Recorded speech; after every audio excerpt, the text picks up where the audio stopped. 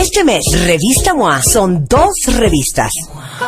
Una solo para ellos. Y otra solo para ellas. ¿Cómo entendernos mejor? Porque todo es un problema. ¿Por qué quedan en marcar y no hablan? Porque no las entendemos. ¿Por qué cuentan todo pésimo? ¿Por qué no dice lo que siente? ¿Por qué no quiere ir a terapia? MOA Agosto, 2 revistas diferentes para que por fin nos entendamos. MOA.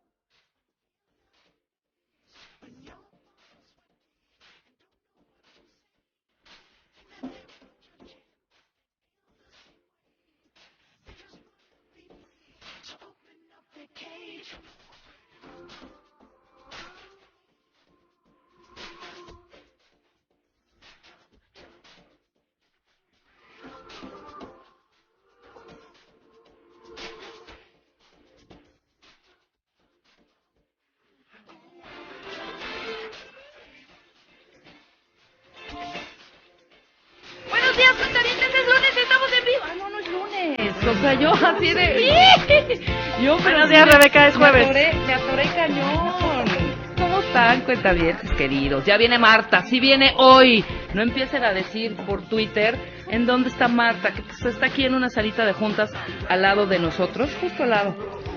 Una reunión, ¿verdad? Una reunión para ver qué podemos negociar y qué podemos darle a los cuentavientes de alegría. Hoy es jueves, ¿y cuál es el sentir de los cuentavientes? ¿Estamos en mood Olympics o no?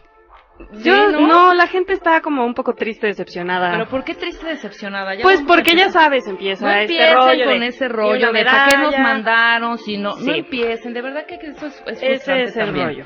Oye, perdóname, también una de las potencias fuertes en varias disciplinas en los Olímpicos son los gringos, y los gringos no están del todo de bien, ¿eh? También. No, aquí creo que se está metiendo como este rollo de que toda la parte, digamos, de que ya también institución. Vamos a politizar exactamente, ya está este rollo de sí, pero es que no tienen el apoyo, sí, pero es que sí, no tienen nos el hacen apoyo, groserías, nos prenden la luz cuando las clavadistas están lanzando. Ajá. Y no lo hacen con ningún otro equipo. Sí, pero el himno nacional, sí, pero los uniformes, sí, pero el presupuesto. Entonces ya en realidad ya es un asunto que poco tiene que ver con el deporte, más con la institución. Mira, dice César, yo estoy muy molesto. Una vez más. Ah, no, pero eso estaba... Creo que él está molesto con ustedes. ¿Por qué? ¿Por qué está molesto? ¿Qué dice? ¿Qué dice? Que se van y no avisan. No nos fuimos. Y que tú mandando fotos de la vacación. Sí nos fuimos un rato, cínica. ¿Pero qué? Nos fuimos un ratito, pero ya regresamos. Y que llegas y dices feliz lunes. Perdón, pues es que es jueves, perdón. Pero no, si estamos en vivo y son 10:06. Habla, Jacobo, para que sepan. Yo nada más quería decirles que México no sale con 0 medallas, no estoy diciendo que no estoy echando la sal, pero la última vez que no ganamos ninguna medalla fue nada más apenas en 1928. No, hombre. Sí. En 1928. Fue la última olimpiada que no ganamos ninguna. Ah, que no ganamos ninguna. O sea, por estadísticas íbamos a ganar algo. No sé, yo nada más digo. O sea, sí hemos ganado un hito. No estoy echando la sal, ni mucho menos, claro. ni nada, pero ahorita el medallero está vacío. Empty. Okay. Pero pues hay que esperar, ¿no? Porque pero ya Alfredo Castillo dijo que le están echando ganas. No, espera, y también dijo algo muy, me dio mucha risa. Que igual el orden en el que se han dado las competiciones ha hecho que... Castillo, el director de la CONADE. El mero de la CONADE, que ya dejó hecho un desastre en Michoacán. Alfredo fue el comisionado, excomisionado. ¿El comisionado de qué? era excomisionado de la policía en Michoacán o algo, él ¿no? Fue exactamente. ¿Y no fue algo de la AFI también? Él es todo, ya fue procurador. Fue procurador de justicia en el Estado Ya sabes, de México. esos políticos que en México pueden saber de vivienda, agua, luz, todo Deporte. junto. Oye, pero Deportes. espérate, pero así somos los mexicanos, hijo. O sea, sabemos de todo. Sí, no O sea, vieras. ahorita estamos, porque ayer me llegó un videíto que se los voy a compartir, que desde el sofá puedes comentar hasta los Juegos Olímpicos. Puedes ser un súper experto en las Olimpiadas también. Y te voy a mandar para que veas. Somos saberlo todo. Ok, entonces está este señor ahí dirigiendo. Sí, no, yo no digo que él es el que esté compitiendo, nada más que sí hay muchas quejas por parte de los atletas de su gestión. Él dijo, es que espérense a que terminen los Juegos Olímpicos, Sí, porque claro. están frustrados todos los mexicanos porque no tenemos ni una medalla, pero es que es el orden. Obviamente primero sí. nos pusieron en las que no ganamos. Claro, ¿Cómo es que todo sea es, al final? es la teoría del complot Exacto. contra México. Ya al final Exactamente. vamos a ir ganando. Sí. Ah, Eso pero es ya lo al que final, dijo. ¿qué disciplinas son? O sea, pues estas son No, las todavía importantes, queda algo ¿no? por O sea, ahí. que estamos calificando, las que hay eliminatorias. Ay, ¿no? ya fue la de gimnasia artística, ¿no? No, O todavía gimnasia chance algo en tiro con técnica. arco femenino. Que esta muchacha, yo la aplaudo, la verdad. ¿Cómo se llama? La muchacha que participó y que pues está en el ranking 12 del mundo. No, pero y- bueno, descalificada. Bueno, no importa, ¿no? Alexa Moreno. Alexa Moreno. Yo sí Quedó en el aplaudo a lugar esta mujer. 31. ¿De cuántas? No importa, es 31 digas. del mundo. Es lugar Ya. 31. No, es 12 del mundo. Está bien. De verdad, no 30. 30 de 30. Yo de no soy el 31 a 30 de 12. nada. Tú eres el primero en todo, Jacobo. Hasta en guapura, por eso te amamos. Por eso te amamos. Oye, pero espérate, entonces, ¿qué disciplinas faltan? Queda todavía a lo mejor chance en tiro con arco femenil. Creo Ajá. que por ahí me decían que avanzaron hoy. Falta taekwondo. Ajá. Eh, Que ahí somos buenos. Se supone. Somos buenos en taekwondo, en tiro también con arco. No, en tiro con arco queda todavía chance. No sé si en clavados femenil sincronizados todavía hay chance. Ya no lo Que también monitoreé. le fue mal a las mexicanas en clavados, ¿no? Queda por ahí taekwondo. Ajá. Creo que algo a lo mejor en marcha. Ajá. Y ya no tengo ni idea. Híjole, ¿cuántos eran de cuántos éramos? De los cuantos que quedábamos, ahora quedamos cuántos. No, pues tú crees Que que ahora yo sí llevo una el- delegación bastante choncha.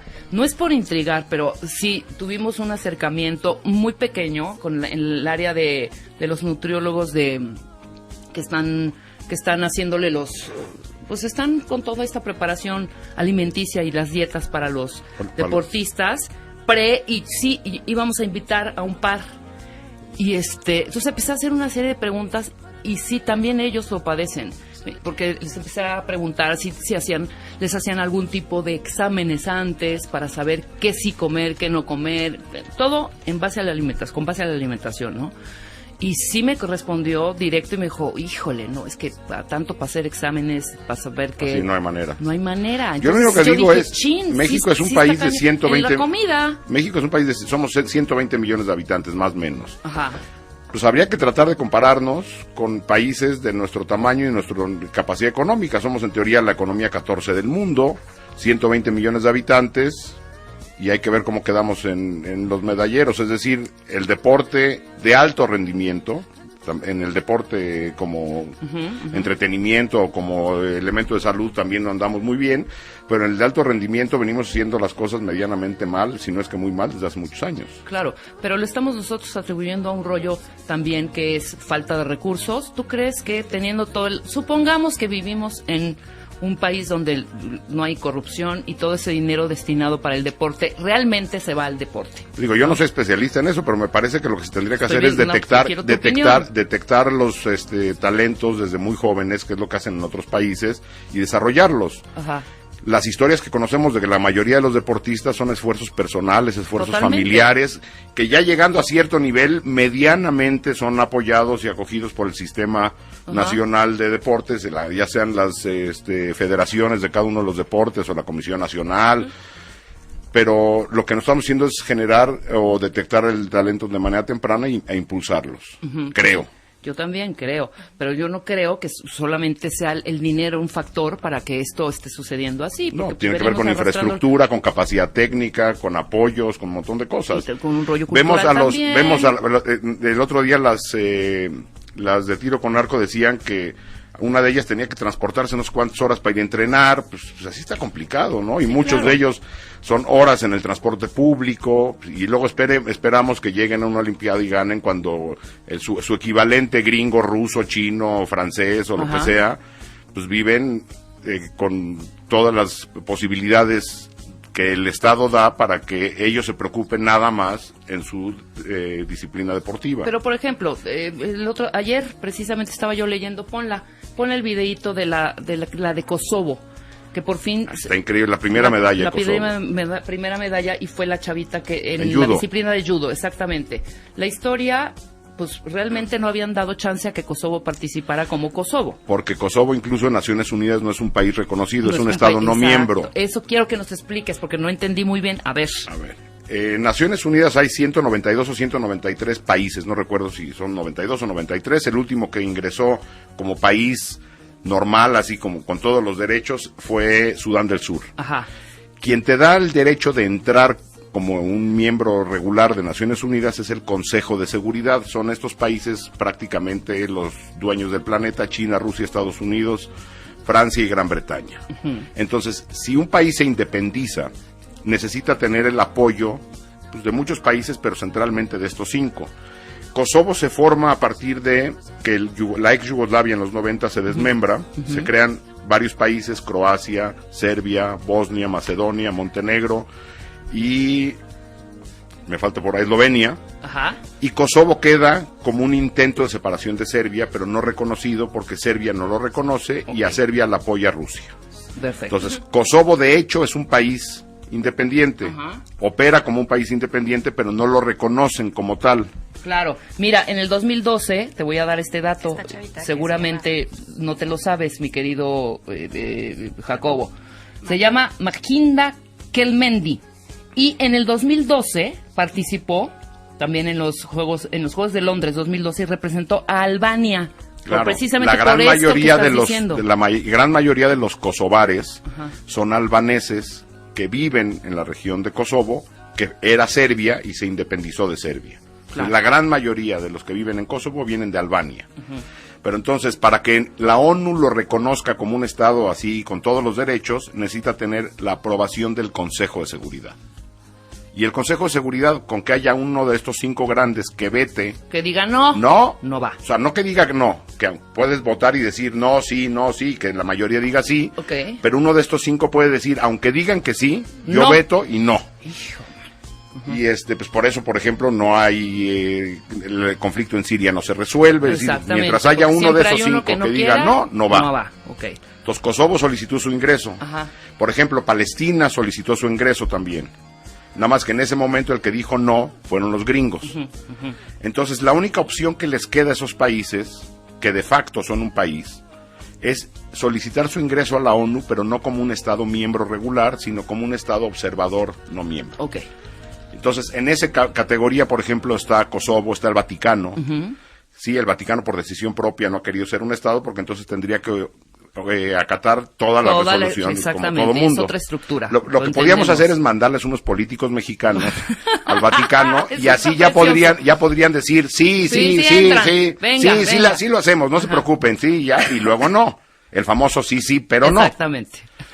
Entonces, Kosovo es un Estado no miembro de Naciones Unidas, como por ejemplo Palestina, como por ejemplo el Vaticano, pero eso les da acceso a distintas instancias de Naciones Unidas, como por ejemplo pueden ser miembros de la UNESCO, de la UNICEF, es decir, de los demás, y tú puedes solicitar tu ingreso a la FIFA o al movimiento olímpico, otra organización internacional, porque ya eres reconocido por Naciones Unidas como un Estado, aunque no con todos los con todas las obligaciones y derechos como el resto, que repito, no me recuerdo bien si son 192 o 193. Pues sí, más o menos. Ahí está. Pues ahí está la explicación. A mí ya me quedó claro. Y así como esta chavita, hay miles más, ¿sabes? Y están ganando medallas. Por Incluso eso digo hay que una sí es un delegación rollo cultural, es un rollo de ideología, es un rollo de que no nos las creemos. Hay una otra cosa, ¿no?, que vale la pena. No creo que sea el factor lana, ¿eh? No, pero también influye. Es decir, claro, tú nada más ves los apoyos, la supuesto, capacidad tecnológica con que entrenan los gringos, y ya me imagino cómo entrenan acá. Sí, claro. Y también échate un videíto que vi ahí de un portugués, un brasileiro, que en las Olimpiadas, no sé en qué año, pero en unas Olimpiadas, él es maratonista. Y en las de Grecia. Que lo detiene. Lo empujó un griego, no sé si lo empuja, lo detiene. Lo detiene. Ajá. Y iba ganando la carrera. Exacto. Y del público que está viendo la carrera se mete y lo abraza y lo echa a un lado. Pierde unos segundos. Y pierde el ritmo. Los que corren maratones dicen que lo que importa es el ritmo. Que en el momento en que paras, volver a arrancar y agarrar un ritmo cuesta trabajo. Claro. Y entonces creo que en vez de ganar, quedó en tercer lugar por ahí. Sí, en lugar así. de oro, ganó bronce. Y trae ahí una muy bonita reflexión que dice al final cuando pasa la meta, porque se le ve una cara de contento, o sea, se le olvidó el incidente, lo que había sucedido. Y pero cuando está horrible, imagínate ir ganando por mucho. Sí, claro, y de pronto va y sí, lo rebasaron. Y la frase que me encantó fue, es de bronce, pero esto me sabe a oro totalmente. Y la cara del maratonista, del deportista, me impresionó. Bueno, hay muchas historias así. Hoy, en esta Olimpiada hay una cosa que también vale la pena destacar, que es de esas cosas bonitas del olimpismo, que luego no pasa nada, pero está bonito. Claro. Es decir, de menos manda un mensaje para las personas que lo ven, como diciendo, está esta bronca y hay que resolverla. Ajá. Decidieron hacer una delegación de refugiados. Es decir, cuéntame eso, porque es precioso, claro. Las distintas delegaciones van por país. Exacto. Hay un grupo, creo que son 10 refugiados. Sirios, creo que hay un yemení, un afgano por ahí, que van a la Olimpiada, no van a ganar, es decir, lo que hay es un intento por traer atletas que aunque no tengan posibilidad de ganar, representen algo. Claro. Y entonces lo que hicieron fue juntar a 10 refugiados, es decir, personas que tuvieron que salir de sus países por violencia, que están buscando dónde rehacer sus vidas por persecución, y desfilan bajo la bandera olímpica, porque no existe el país refugiado. Claro. Y entonces la otra opción era salir con una bandera blanca o algo, entonces desfilan con la bandera del olimpismo como delegación de refugiados. Mira, Creo que lo que tendrían que hacer las televisoras que están dando y los medios impresos o los medios electrónicos es darle difusión a cada vez que estos atletas participen, claro, más allá de si ganan o no ganan. Es decir, el mensaje es que todos los que vemos las Olimpiadas nos demos cuenta que esa bronca de los refugiados sigue presente, que son personas de carne y hueso con broncas particulares y que el olimpismo en este momento les da cabida como un acto de buena onda. Hay 1000 broncas más que tiene el movimiento olímpico, pero esto vale la pena destacarlo. Ok, a ver quiénes están. Mira, Lisa. están Yusra Mardini, que es esta siria de la que creo que todo el mundo ubica porque es la que jaló una embarcación de refugiados cuando estaban huyendo, antes de que se hundiera. Ella va a competir en natación. Después hay otro sirio que se llama Rami Anis. También natación. Ajá, en judo Popole Misenga, que es del Congo. Jonas Kinde en atletismo, es de Etiopía. Yolande Bukasa Mavika, también en judo del Congo. Paulo Amotun Lokoro en atletismo de Sudán del Sur. James Nyang Chienyeng en atletismo, Sudán del Sur. Angelina Nadai Lojalit en atletismo de Sudán del Sur también. Yech Purbiel en atletismo, Sudán del Sur. Y ellos son los 10 atletas del equipo. Siria y Sudán del Sur, básicamente. Etiopía por ahí había y Congo. Había y el Congo, exacto. Pues ahí están.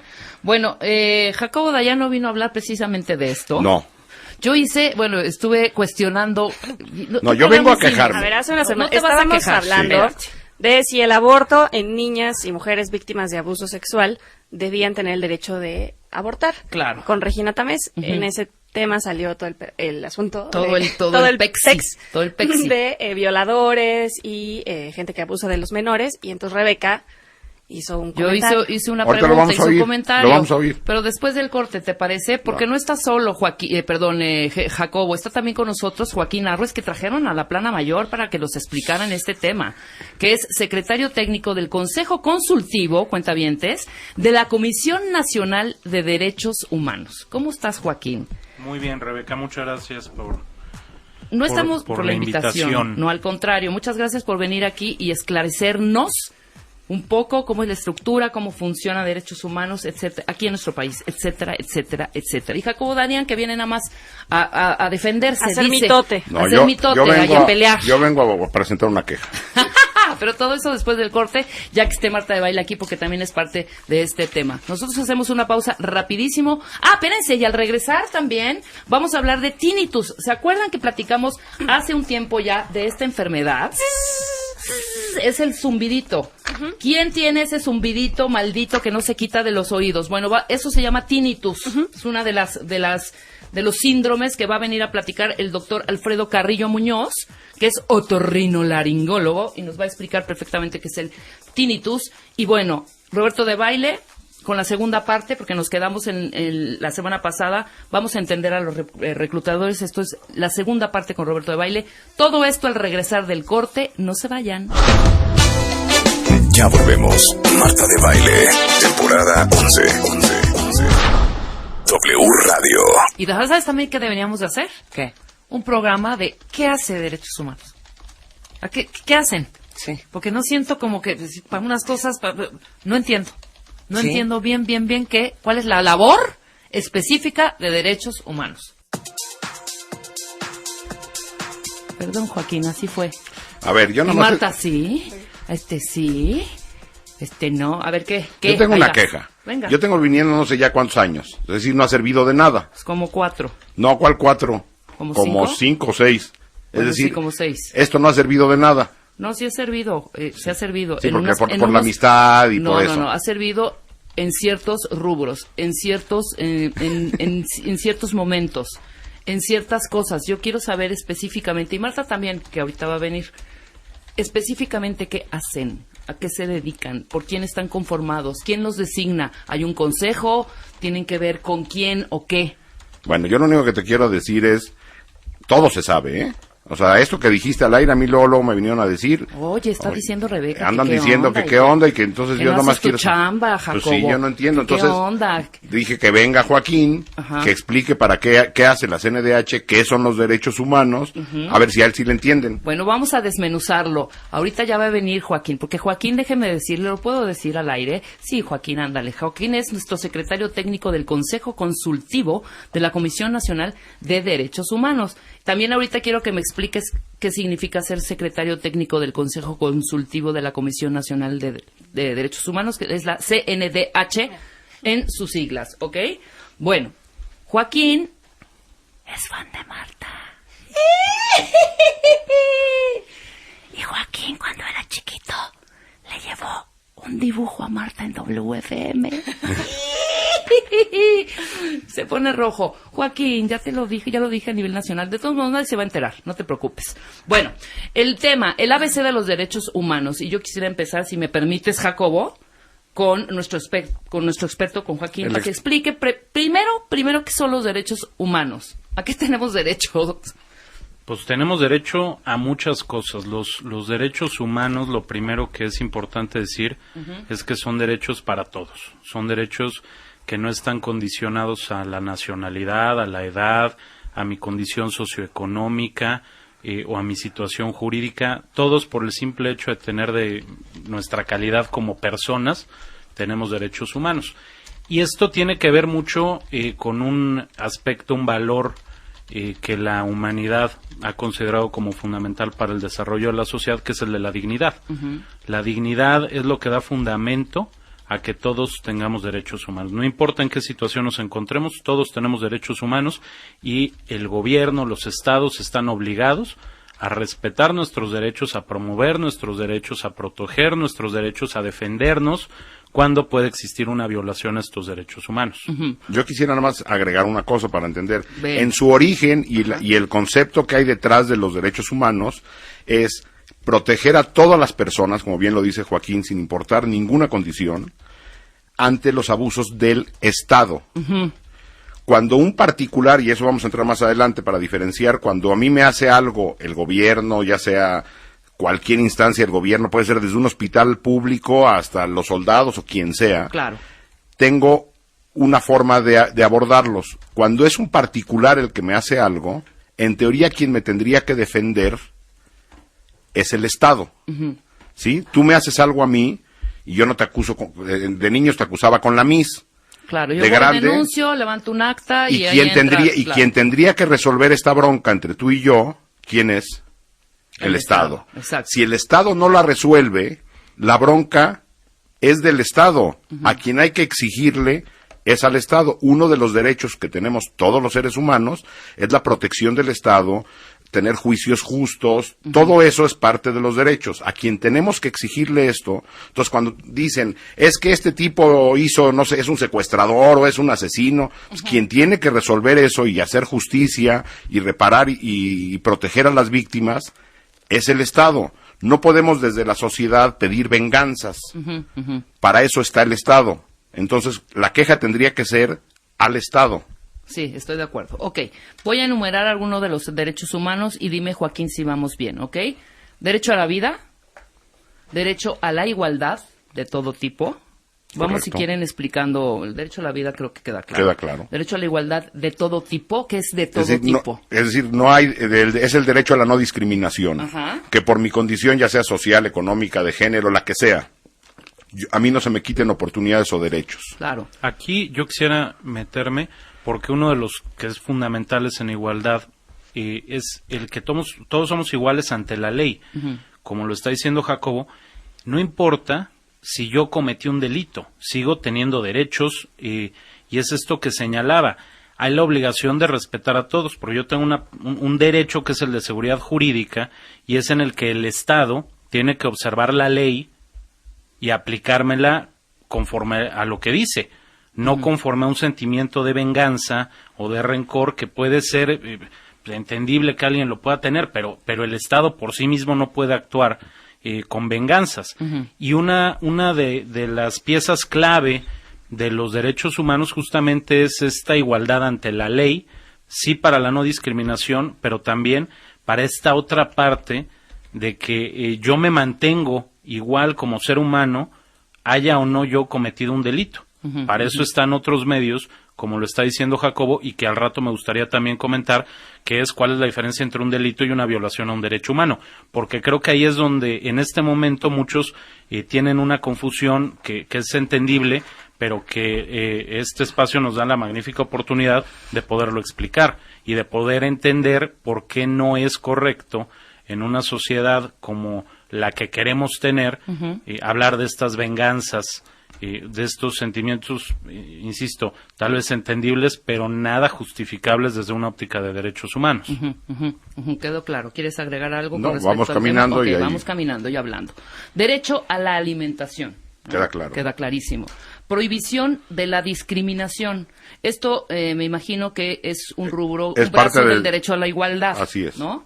Perfecto. Libertad de trabajo, libertad de expresión, libertad de asociación. ¿Esto no me queda claro? Es decir, nosotros podemos reunirnos. Yo puedo hacer un grupo de algo para manifestarme por cualquier otro fin. Así es. Ok.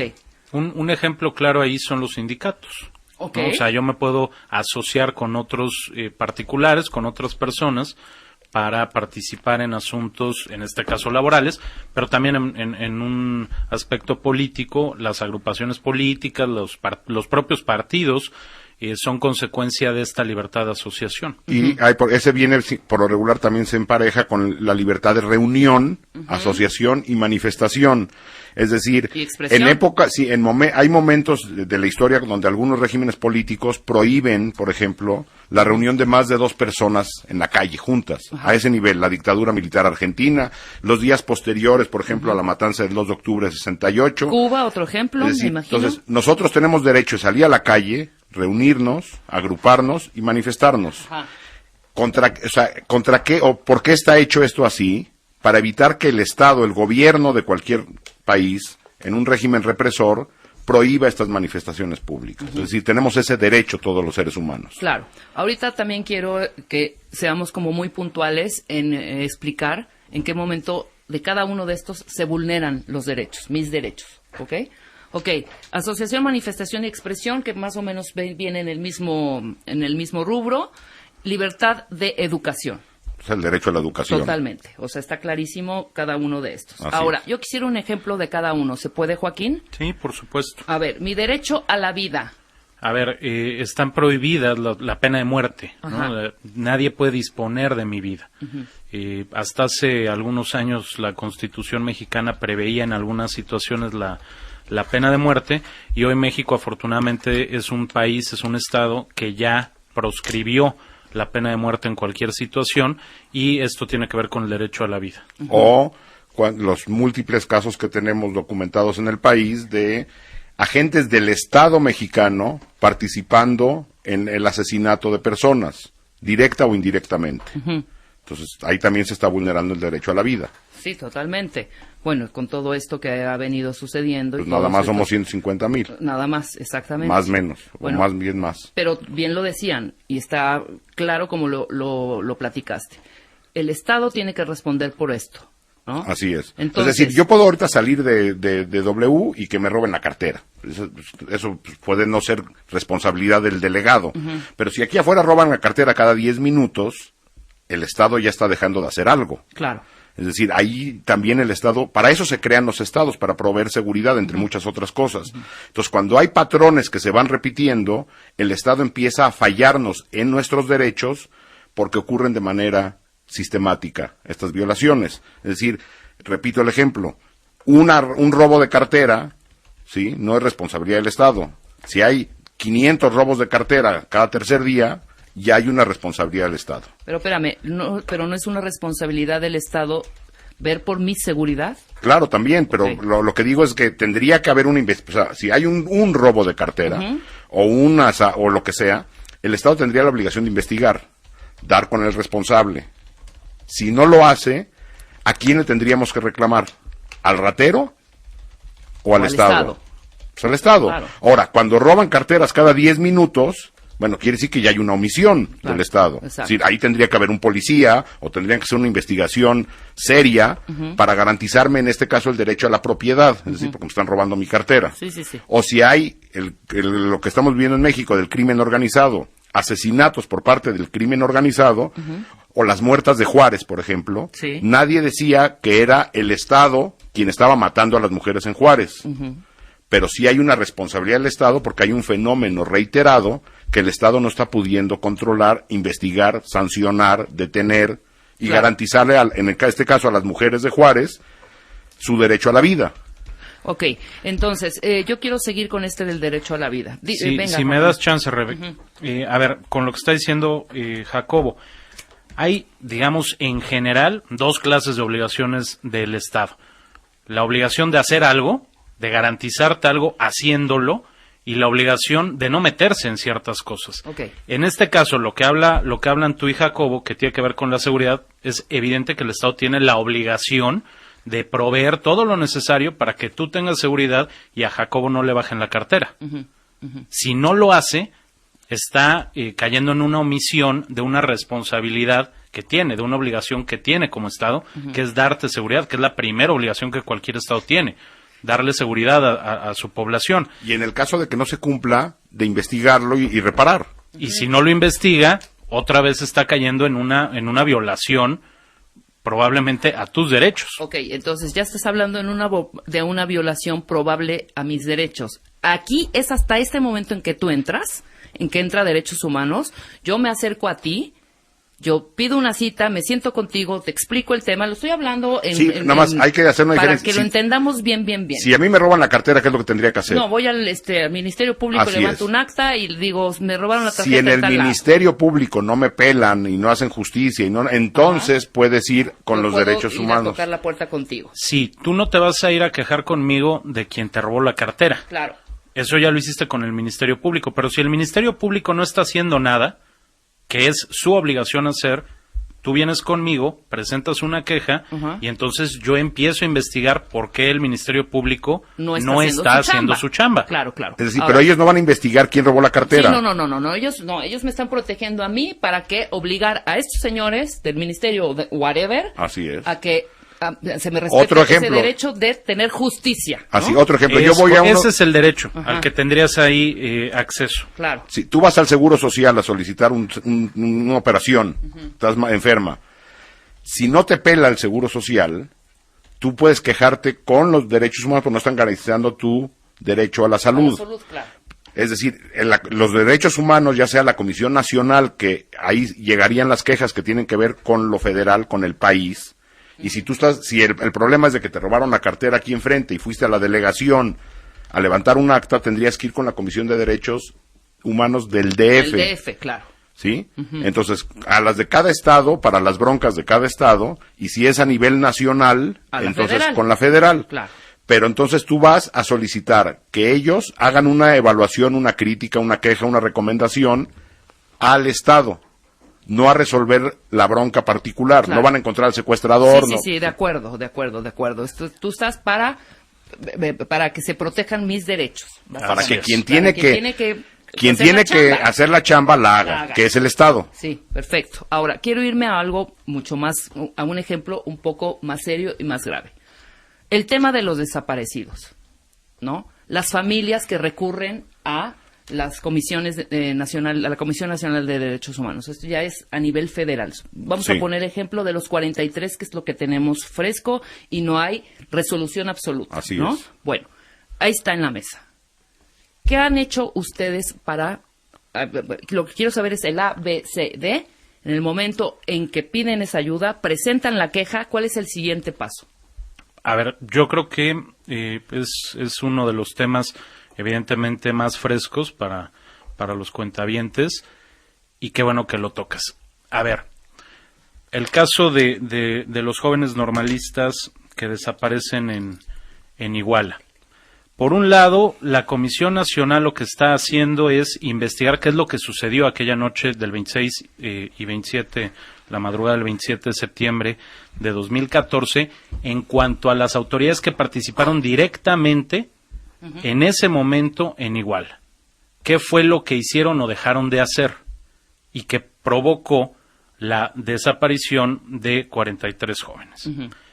Por un lado. Pero por otro lado, estamos dando seguimiento a lo que la autoridad que tiene que investigar el delito está haciendo. Esto es lo que la PGR está trabajando. Entonces, la CNDH en este momento, en el caso de los jóvenes normalistas de Ayotzinapa, lo que hizo de inmediato el presidente de la comisión, Luis Raúl González Pérez, fue crear una oficina especial para ese caso. Y lo que empezamos a hacer fue recopilar la información de qué había sucedido ese día y qué tipo de participación habían tenido las distintas autoridades. Y a lo largo de todos estos meses, ya cerca de 24 meses, estamos por cumplir el mes 23, ¿qué fue y qué ha sido y qué va a ser lo que haga la Procuraduría General de la República como la instancia del gobierno encargada justamente de integrar un expediente y de poder en su momento consignar a las personas que considere como responsables? ¿Por qué hago esta acotación? Porque hubo una primer violación al desaparecer estos jóvenes. Y hay la posibilidad de que se den algunas otras en todo un proceso de investigación y de integración de expediente que está haciendo la PGR. Entonces, estamos trabajando en esas dos vías, estamos trabajando de manera paralela a la Procuraduría General de la República y estamos trabajando muy de la mano con los familiares, con los padres de los 43 jóvenes normalistas. Ahora, yo quisiera agregar algo. Nosotros pensamos que cuando en el caso, por ejemplo, de una desaparición, de un asesinato, de tortura, de los casos graves, las víctimas tienen o tenemos como sociedad somos víctimas también. Es decir, tenemos el derecho a varias cosas. Primero tenemos el derecho a saber la verdad. Y eso no lo tenemos. Nadie sabe qué ocurrió ahí. No sabemos ni qué ocurrió el 2 de octubre, bien. No sabemos qué ocurrió en la matanza de Acteal. No sabemos prácticamente nada de ninguna violación grave en nuestro pasado. Las víctimas y la sociedad tienen el derecho a saber. Eso nos los tiene que dar el Estado. Si no lo ofrece, entonces la Comisión Nacional o las estatales tendrían que aportar elementos para este conocimiento de la verdad que la Comisión Nacional ha hecho en unas 2 o 3 ocasiones, arrojar información nueva sobre el caso, ¿sí? Para primero abonar al derecho a la verdad. Después hay un derecho a la justicia, ¿sí? Entonces, ahí no es chamba de las comisiones de derechos humanos. Ellos pueden hacer recomendaciones a las procuradurías para que hagan su chamba en justicia. La justicia no las tiene que dar el Estado, con apoyo, recomendaciones, jalones de orejas por parte de las comisiones de derechos humanos, que tienen que estar revisando lo que están haciendo y decirle, ojo, aquí la regaste, aquí no has visto esto va muy lento, todo eso lo tienen que hacer. Después, las víctimas tienen un derecho a una reparación, es decir, no podemos dejar a las víctimas abandonadas sin una reparación. En el caso de desaparición, la primera cosa que se tiene que hacer es la búsqueda de estas personas desaparecidas. En el país hay las cifras seguramente no son cercanas a la realidad, pero el gobierno acepta alrededor de 26,000. Es un escándalo, 26,000 personas desaparecidas Claro y que cientos es un de escándalo. fosas comunes en el país y clandestinas. Entonces, primero tiene que haber una acción real, concreta, de búsqueda de las personas desaparecidas en el país. Una base de datos, un registro nacional, búsqueda, identificaciones de ADN, etcétera. Y luego la reparación a las víctimas. Y la reparación no es nada más un cheque, o no es un cheque. Tiene que haber una reparación, es decir, la sociedad tiene que abrazar a estas personas, a las víctimas y restituirles, tratar de restituir su situación anterior, hacer reparaciones, hacer actos de reconocimiento público, procesos de memoria, y después, también muy importante, el Estado tiene que garantizar que esto no vuelva a ocurrir. ¿Sí? Entonces, lo que se conoce como garantías de no repetición. La pregunta es, ¿qué ha hecho el Estado mexicano para garantizar que un caso como Ayotzinapa o Tlatlaya o los que escojan no se repita? Ajá. Todo eso, todas esas cosas, desde el derecho a la verdad hasta la garantía de no repetición, tendría que ser bronca de la CNDH revisar, o las estatales, que el Estado las esté haciendo.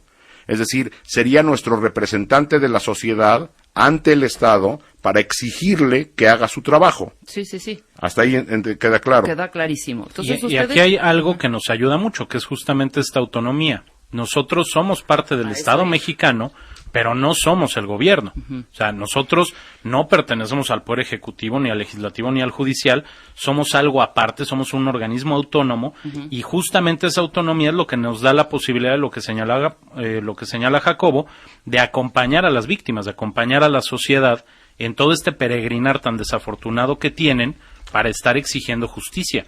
La impartición de justicia no es algo que caiga en nuestro ámbito, pero en nuestro ámbito está acompañar a estas víctimas y poder garantizar y poder forzar lo más que podamos a que las instancias de gobierno, ya sea en el ámbito estatal o en el ámbito federal, puedan actuar. Y algo bien relevante que señalaba Jacobo es esta última parte de las garantías de no repetición. ¿Cómo me va a garantizar el Estado? Pues tendría que ser mediante capacitación, pero sobre todo tendría que ser con modificaciones normativas, con protocolos de actuación, con una serie de acciones que permitan que lo que sucedió esa noche o lo que ha sucedido en otros lugares no se repita. Ha habido avances, sí, pero por supuesto que no son ni por mucho lo que la sociedad mexicana en este momento requiere. Sí, lo que necesitamos, obviamente. Yo sí Dime, puedo ser Jacobo. políticamente incorrecto. Venga. Lo que dice Joaquín es cierto, es decir, son órganos autónomos, tanto la nacional como las de cada uno de los estados. Pero como muchas veces ha ocurrido en nuestro país, o ocurre hasta la fecha, muchos de estos órganos autónomos están cooptados por la clase política y obedecen a intereses de clase política. Nosotros no. Yo lo que puedo afirmar es, por ejemplo, la CNDH estuvo cooptada 15 años y no existió. ¿Sí? En 2 administraciones anteriores. Explícale al cuentaviente nada más Es la decir, palabra cooptado. 15 años. Dime cooptado. 15 años la Comisión Nacional de Derechos Humanos estaba más preocupado por quedar bien con el gobierno que con la sociedad. Ciudadanía. Okay. Exactamente. Perfecto. Esta nueva administración tiene un par de años. Poco menos de 2 años. Poco menos de 2 años y empieza a mostrar cambios. Ajá. Esta administración, lo digo aquí frente a Joaquín, sin ninguna bronca. Empieza a mostrar cambios. Me imagino que cambiar una institución de este tamaño es un monstruo, debe ser complejo. Y la sociedad, la realidad mexicana exige una CNDH fuerte e independiente. Durante 15 años no lo fue. Claro. Las comisiones estatales de derechos humanos son una tragedia griega. O sea, los griegos se quedaron chiquitos en sus tragedias. Obedecen casi 100% y casi en su totalidad a los intereses de los gobernadores. Por ejemplo, la Comisión de Derechos Humanos del DF era una de las mejores comisiones de derechos humanos hasta esta administración. Es decir, la intención de esta administración, acuérdense lo fuerte que fue la Comisión de Derechos Humanos en el caso News Divine, no sé si se acuerdan, sí, ¿cómo no? La Supervía Poniente, es decir, había una independencia y un trabajo serio, nos podría gustar o no, podríamos estar de acuerdo o no, pero había independencia por parte de la Comisión de Derechos Humanos del DF en las 2 administraciones anteriores. Pasadas, ok. En esta, la Comisión de Derechos Humanos ha desaparecido y no sabemos qué está haciendo. Entonces yo puedo ser políticamente incorrecto y decirlo, y así ocurre en la gran mayoría de las comisiones de derechos humanos de los estados. Entonces lo que necesitamos fortalecer desde sociedad, desde medios de comunicación, es empujar y presionar a las instituciones para que los nombramientos de estas personas que dirigen los órganos de comisiones de derechos humanos estatales y nacionales sean personas capaces y autónomas. ¿Quién los nombra? Pues depende. En el caso de la nacional hay un proceso medianamente largo y acaban siendo aprobados por el Senado. Por el Senado, ok. Y en el caso de las estatales por los congresos locales. Pero si la sociedad no se mete, pues ponen a su primo y se acabó, o ponen al cuate o ponen a quien sea. Y hoy es de la Comisión de Derechos Humanos de no sé qué estado, y mañana es legislador, y pasado es su secretario de gobierno, y entonces es el juego de las sillas, y acaban nunca obedeciendo a los intereses de la sociedad, sí, que claro, para eso están. Sino a sus propios intereses, entonces, nos queda claro. Y eso ocurre en un montón. Igual pasa en lo que era el IFE, ahora es el INE, hay quejas por acá, que si son independientes o no, el INAI, es decir, los órganos autónomos del Estado mexicano tendrían que ser verdaderamente autónomos. Claro. Ahora, voy a hacer una pausa rapidísimo. Hay muchísimas preguntas que iremos contestando conforme transcurra esta plática, que está súper interesante además. Joaquín, antes de irnos yo quiero hacerte una pregunta. ¿En qué momento, pero me lo vas a contestar después, es caso cerrado? Ahí llega un momento en que dices, hasta aquí y yo ya suelto esto, y ahora sí, dejas al agraviado pues en manos de Dios o de quien sea. Esto después del corte, hablando con Joaquín Narro, que es secretario técnico del Consejo Consultivo de la Comisión Nacional de Derechos Humanos, y Jacobo Dayan, gran amigo y también gran representante de derechos humanos. Después del corte, no se vayan. 1, 2, 3, 4, 5, 6, 7, 8, 9, 10. 11ª temporada. Marta de Baile. Solo por W Radio. Estamos de regreso en W Radio, en franca plática, el ABC de los derechos humanos con Joaquín Narro, secretario técnico del Consejo Consultivo de la Comisión Nacional de los Derechos Humanos, y Jacobo Dayan, ciudadano de la República y del mundo. Muy bien. Entonces, me quedé antes del corte, mi querido Joaquín y Jacobo, si me lo permites, preguntando en qué momento hay caso cerrado. Pero antes de esto quiero preguntarte, ¿les dan chance, carta abierta, de meterse al expediente a full? Tendrían que hacerlo. Ajá. Tendrían que hacerlo. Y es una de las complicaciones que muchas veces enfrentamos. Y pues sí sería una obligación, es una obligación de las autoridades el darnos acceso total al expediente, porque justamente lo que nosotros tenemos que revisar es lo que la autoridad está actuando, lo que está haciendo dentro de este expediente. Ajá. ¿Y por qué no les abren el expediente totalmente? ¿Cuál es la razón? Evidentemente, el no tener acceso a esa verdad. Pues tiene que ver con cómo está estructurado y la posibilidad de que haya costos políticos por no hacerlo. Es decir, niegan el expediente y no pasa nada, pues es mejor lo niegan. Sí, pero pues también puedes como manosear ese expediente, hijo. Bueno, o sea, están manoseados, no nada más porque se los entreguen o no a la Comisión Nacional de Derechos Humanos. Sí, claro. Es decir, entre falta de capacidades y falta de voluntad y colmillo, pues están la gran mayoría de los expedientes están así. Digo, tenemos un país con más del 90% de impunidad, tú dirás. Sí. Ok, entonces las facultades básicamente de la CNDH son dar recomendaciones generales e informes especiales. Hasta ahí llega su labor. Hacemos 3 cosas en esta parte de protección. A ver, son 5 los grandes objetivos de la CNDH, que es proteger, promover, divulgar, estudiar y observar los derechos humanos. La parte de la protección de los derechos humanos es la que tiene que ver con estas quejas que se presentan de, oye, tal autoridad hizo o dejó de hacer algo que está vulnerando algún derecho. ¿Qué es lo que pasa en ese momento? Nosotros comenzamos a investigar, integramos un expediente y si le podemos solucionar el problema al quejoso de manera previa, te pongo un ejemplo. Si la queja es, oye, estoy en X instancia de salud y no me están dando la atención médica y me urge, pues más vale que te den la atención médica en ese momento y ya después investigo qué sucedió. Lo que importa en ese momento es que te salven la vida, ¿no? Sí, exacto. Entonces, puede haber ese tipo de casos donde se soluciona, digamos, por una intervención previa que tiene la Comisión Nacional, o puede haber otros casos, y hablábamos al inicio del programa del caso de la discriminación como uno de los derechos más relevantes, donde hay un organismo especializado que tiene que ver con temas de discriminación, que es CONAPRED. Entonces, lo que nosotros hacemos es, oye, CONAPRED, aquí te va este caso, dado que es un caso de discriminación y tú eres el ente del gobierno especializado en discriminación, por favor atiéndelo. Ya si no lo atiende, regresará con nosotros seguramente el quejoso.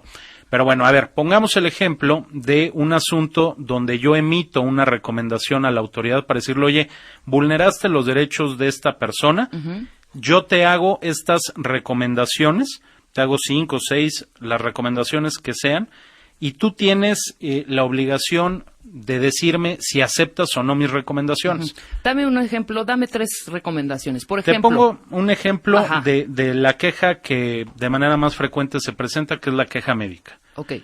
No hubo una buena atención porque entré al quirófano y pues me trataron mal, me hicieron una operación que no era la correcta, o casos que se han dado. Pero, ojo, tiene que ser nada más, no es un médico privado. Sí, no.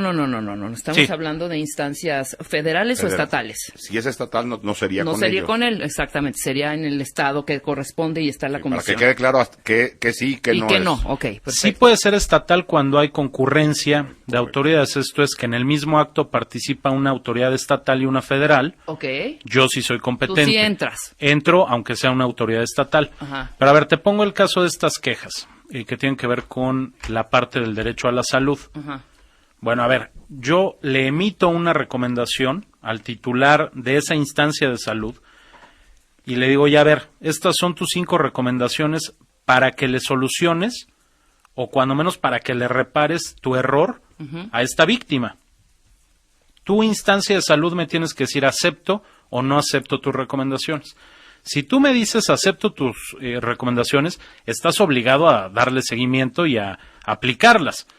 Y yo tengo que dar seguimiento justamente a que tú le estés cumpliendo lo que le comprometiste a la víctima. Claro. Si tú no aceptas y me dices abiertamente, oye, fíjate que yo no acepto tus recomendaciones, yo tengo la posibilidad de mandar este asunto al Senado de la República y que el Senado de la República te cite para que frente a los senadores y las senadoras tú expliques por qué no aceptaste mi recomendación. Okay. Esto no se ha dado. La realidad es que las autoridades suelen, en la enorme mayoría de los casos, aceptar las recomendaciones. El problema que hemos visto y que esta actual administración de Luis Raúl González Pérez observó fue que había muchas recomendaciones aceptadas que no necesariamente estaban cumplidas. Exacto. Pues es más fácil decirle, sí, está bien, te das el avión y luego ya no te respondo nunca nada. O te respondo cualquier tontería y se acabó. En esta administración, ¿cuántos sís y cumplidos has tenido? Un porcentaje más o menos. A ver, yo te quiero hablar de la historia de la comisión, de lo que hemos tenido, porque hace... Del 90 para acá. Hace cosa de un par de meses, Luis Raúl González Pérez presentó un informe en el que dice, oigan, a ver, he emitido tantas recomendaciones, prácticamente la totalidad, no todas, pero muy buena parte de ellas fueron aceptadas, pero tengo todas estas que no han sido cumplidas. Ok, ya tengo un buen número de recomendaciones cumplidas, pero a ver, autoridades, no han cumplido todo esto. ¿Y qué se generó? Se generó un gran informe a partir del cual giramos oficios para decirle a cada autoridad, oye, tú me debes y tienes pendiente todo esto. Te pido que te pongas en regla. Porque, yo entiendo que muchas veces los cambios de gobierno ni siquiera te avisan que hay recomendaciones pendientes por cumplir. Sí, claro. En el mejor de los ya casos. Internet. En el mejor de los casos, si yo mañana fuera buena voluntad. El nuevo encargado de no sé qué, pues googleas. Yo actúo de buena fe y asumiré que se te pasó. No es algo con saña. Bueno, a ver, maestro, tienes unos meses para ponerte en regla, cumplir todo lo que no has cumplido e informármelo. Y que yo valore, que eso es algo bien importante, que yo valore si lo que hiciste efectivamente está cumpliendo con lo que en algún momento yo te recomendé. Hay una parte bien importante, que es esta de reparación integral del daño de la que hablaba Jacobo, que es directamente a la víctima, en qué le va a beneficiar el que tú emitas una recomendación.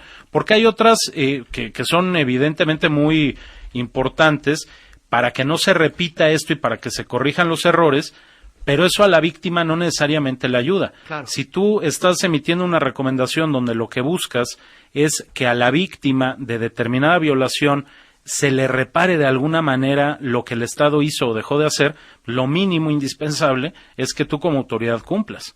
El asunto es justamente, yo diría, el seguimiento de las recomendaciones. Está muy bien emitirlas, pero no se les estaba dando un seguimiento tan pulcro y tan puntual como el que hoy estamos haciendo. Pero es parte como de la historia, ¿no? O sea, tú haces como que haces y yo hago como que ya acepto que hiciste. Claro. Entonces, las broncas que ha habido con las nacional y con las estatales muchas veces es que las recomendaciones no tienen la fuerza que deberían de tener, el alcance que deberían de tener. Sí. Luego, o no se cumplen, o dicen que las cumplen y las comisiones dicen, sí, está bueno, ya con eso está cumplido. Entonces jugamos como que yo hago mi chamba y como que tú haces la tuya. Y Oye, pero espérame, qué frustrante. Pues sí, Además, hay que cómprate un periódico y a nada eso más voy, hay que ver ¿para cómo qué estamos. está creada esta comisión? Bueno, pues si no me van a pelar, hijo. Lo que tendría que estar haciendo esta comisión y las demás es su trabajo y la sociedad y medios de comunicación Nosotros también, encima claro. de eso. Por supuesto. Es decir, pero incluso en el caso más emblemático, más conocido por todo México, que es el caso de los 43 estudiantes, vemos el desaseo que hay. Pues imagínate en lo que no se ve. Entonces, lo que tenemos que hacer es presionar a tener verdaderas instituciones independientes y lo que deberían de tener es más dientes. Es decir, porque si el Estado le dice, pues no te cumplí o Sí, a cumplí ver qué mal, haces, claro. y la CNDH le dice, oye, me cumpliste mal, esto no alcanza, pues no puede hacer más, hasta ahí puede llegar. Sí, claro. Es decir, no puede demandarlos. No, en absoluto. Ahora, esa es parte de la esencia del ombudsman, de quien encabeza Claro. una comisión de derechos humanos, la fuerza moral que tiene frente a la sociedad, por un lado, y por el otro, la presión que se genera desde la propia sociedad para que me cumplas. O sea, si tú no me estás cumpliendo una recomendación que yo te emito, tal vez yo no puedo hacer algo jurídicamente hablando para sancionarte. Yo lo que tengo es bueno, ok, no me quieres resolver a mí este asunto, explícaselo a los senadores, que fueron los que a mí como ombudsman me eligieron, explícaselos a ellos y diles por qué no estás cumpliendo o por qué ni siquiera estás aceptando mi recomendación. Pero no podría haber un peso real, ni un costo real, si no hay presencia o presión social. Efectivamente. Y medios de comunicación. El papel de los medios es central en esto. Claro, totalmente. Sí, debemos empujar nosotros también para que esto vaya caminando y funcione de esa manera. Hay 20,000 preguntas. No nos va a dar tiempo. Yo propongo hacer una segunda parte, tratar de contestar algunas dudas ahorita, unas 2 o 3 preguntas, porque son largas de contestar. No es nada más de sí, no. A ver, lea algunas, Luisa, por favor. Hay una constante que es esta pregunta de ¿por qué defienden a criminales, ¿no? ¿En qué momento el criminal se convierte en una persona más importante, así se plantea, para derechos humanos que la misma víctima? ¿No? Esa pregunta ha sido constante durante todo el programa. Yo quisiera decir algo antes que conteste Joaquín. Aquí estamos hablando no de víctimas y criminales, de seres humanos, primero. Exactamente. Quien tiene que, la primera instancia que tiene que proteger a una víctima de lo que sea, del robo de una cartera, del asesinato, del secuestro, de la violación, es el Estado. es el Estado. Las comisiones de derechos humanos lo que tienen que hacer es revisar que el Estado funcione y opere bien y responda a las víctimas del delito. Entonces, la Comisión de Derechos Humanos entra, o cualquiera, la nacional o las estatales, a revisar que el Estado haga su trabajo. Como víctima, yo lo primero que quiero es justicia, es verdad lo que decíamos hace rato, y si el Estado, por ejemplo, detiene a alguien, lo tortura y dice que él mató a Kennedy, pues yo torturado digo que maté a Kennedy, si quieren. Entonces, yo como víctima no tengo resuelto mi problema. Yo lo que quiero es verdaderamente justicia, no que agarren a quien sea. Entonces, la Comisión de Derechos Humanos tendrá que ver que no haya tortura, que haya un proceso judicial correcto, y no es de que la Comisión de Derechos Humanos entre a defender a los criminales, entra a revisar que todo el proceso se lleve a cabo bien. Exacto.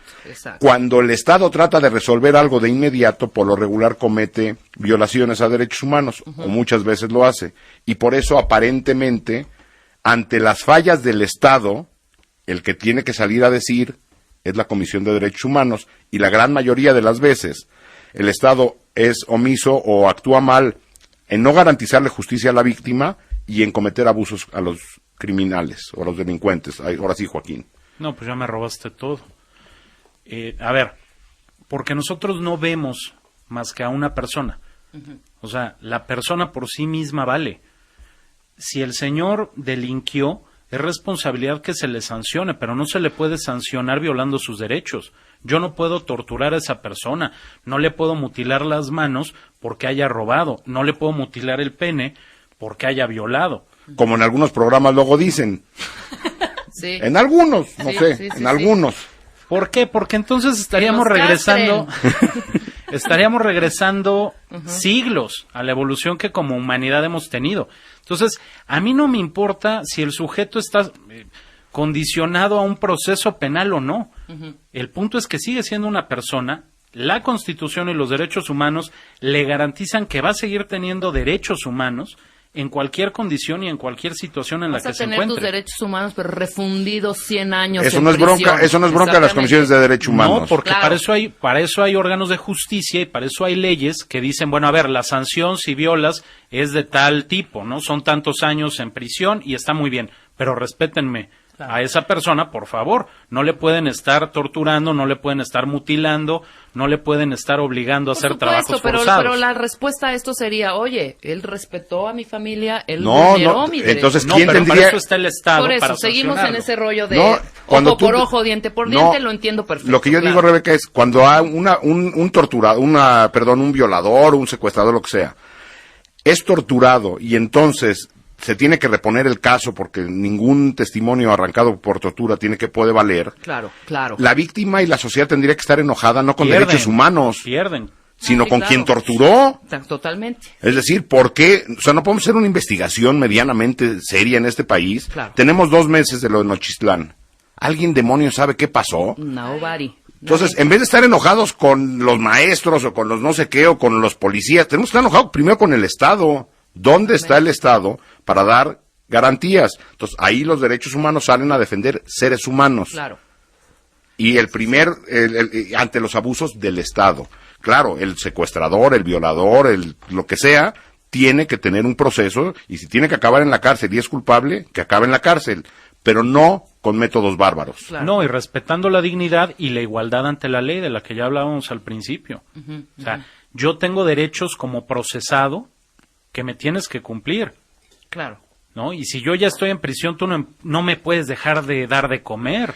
No Estoy me de puedes acuerdo. encerrar en una celda de 1 metro por 1 metro para castigarme y meterme ahí 3 semanas. O sea, tú tienes también que respetar mis derechos. Yo sigo siendo persona, aunque esté refundido. Claro. Y la comisión tendría que velar por los derechos del presunto responsable y también de la víctima. Sí, Es totalmente. decir, en un caso de estos, la Comisión de Derechos Humanos tendría que emitir una recomendación diciendo, aquí hay un caso de tortura y a la víctima se le tiene que dar justicia y reparación. Yo quiero poner un ejemplo muy claro de eso, donde en una recomendación hace unos meses hicimos justamente eso. En Rosarito, en Baja California, incluso Naciones Unidas se pronunció sobre este asunto.